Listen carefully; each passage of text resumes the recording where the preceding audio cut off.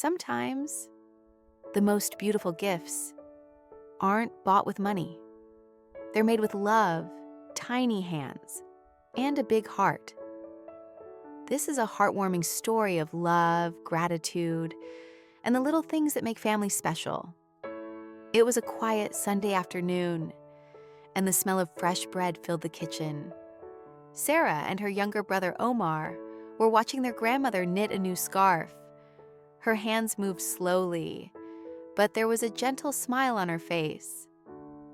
"Grandma, you're always making things for us," Sara said softly. "Maybe it's time someone made something for you." Omar's eyes lit up. "Let's make her a gift," he said excitedly. After dinner, they sat at the dining table with paper, markers, and a small box of ribbons.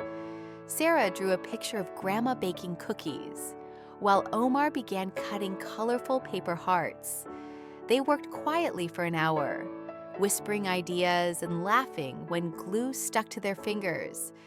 When the card was ready, Sara wrote carefully, "For the world's kindest Grandma, thank you for your stories, hugs, and cookies." The next morning, they placed the card beside Grandma's knitting basket. When she found it, she smiled so wide that her glasses almost slipped off.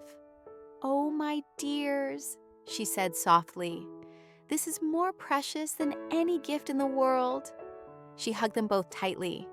Her eyes shimmered with tears, not of sadness, but of love. That evening, Grandma placed the card on her bedside table. Every time she looked at it, she felt the warmth of her grandchildren's hearts. Sometimes, the smallest gifts speak the loudest. Thank you for listening to Smart Roots Learning. We hope you enjoyed A Gift for Grandma and learned new English words and feelings along the way. Don't forget to download the worksheet in the description to test your listening skills. See you in the next story.